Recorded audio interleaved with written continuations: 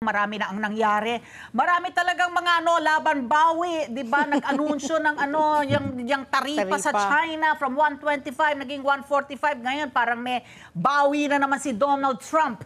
No, pag-usapan natin as much as time will cover, no, itong questions about the effect of itong US tariff pa rin, lalong-lalo na po sa ekonomiya ng Pilipinas. Anong sectors po tayo vulnerable? Kasi pag iisa-isahin mo, Patpi, di ba? Yung ano magiging epekto, like let's say, kasi net importer tayo, for example, ng ating agricultural products, for example, hindi ba? Ano po ang posibleng maging epekto nito sa atin, let's say, yung anong sector ang magiging vulnerable dito sa pagpataw ng US ng taripa sa iba't ibang bansa? Sa ngayon, mukhang yung mga exporter po ng agriculture at saka industrial products natin ang tatamaan directly nitong mga tariffs ni Mr. Trump. Paiba-iba, tama po kayo kanina, sabi nyo kanina, paiba-iba po ang desisyon. Nung una, April 2, in-announce na mula 10 hanggang 17% po ang ating tariff. Pero nagkaroon po ng postponement, no? Kaya 10 po sa lahat ang effective na tariff across. So kung yung 10 across, mukhang pantay-pantay po ang dagdag sa iba-ibang bansa. Wala po tayong magiging advantage kapag ganyan, no? Samantalang kung sa 17 ang atin, nasa 42 ang Vietnam, nasa ibang mas mataas na tariff ang mga ibang bansa. Pero sigurado na yung sa China, talagang tatamaan po yan. Ano? Ngayon sa mga industriya, yan pong dalawa, agri at saka yung pong manufacturing natin ang unang-unang nakikitang tatamaan. Pero hindi po rin po natin masabi kung ano pang mga sektor ang maaring tamaan. Like kung ang China po ay mag-export ng maraming gamit sa atin dahil hindi po sila makabenta ng ganong kadami sa Amerika, baka po magmura ang mga bilihin dito at may mga industriya na mahirapan namang makilaban o makabenta sa local market dahil tatapunan po tayo ng maraming produkto ng China. Magmumura. Yun nga yung influx daw ng Chinese imports will affect the local producers kasi talagang dadagsa mura yung made in China kesa yung locally produced and manufactured. Pero Sir Jude, yung nangyayari po kasi ngayon, no, after his announcement of that increase in tariffs, syempre pumalag yung buong mundo, no? Syempre talagang nagtipon-tipon na po sila kasi nga it's going to disrupt kumbaga talaga the world economy.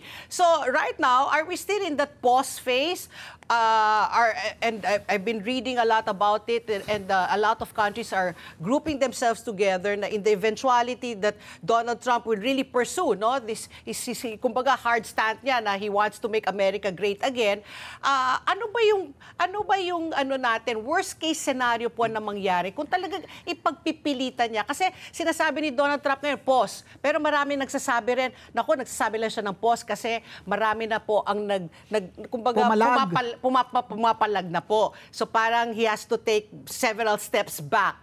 So do you think it's going to be status quo, or this is just temporary, or talagang are we headed for a disruptive world economy?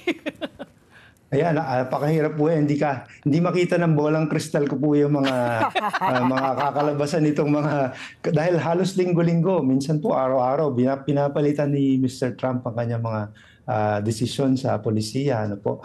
So pero wag sana namang mag-retaliate masyado yung mga ibang bansa. For now po naka-postpone, no, 90-day delay po yung implementation. Pero meron na pong 10% across the board na dagdag taripa sa mga trading partners ng Amerika. At yan po ay expected na magkaroon ng inflationary impact sa US, no. Nung nakaraang linggo po yung IMF, nagkaroon po sila nung tinatawag na spring meeting sa Washington.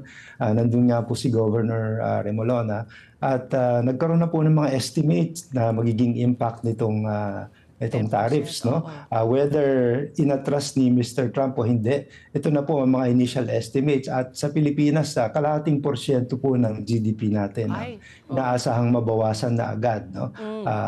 Dahil sa taripa na ito. Wow. Ang Amerika po, malaki ang mababawas sa kanilang paglago this year. Oh.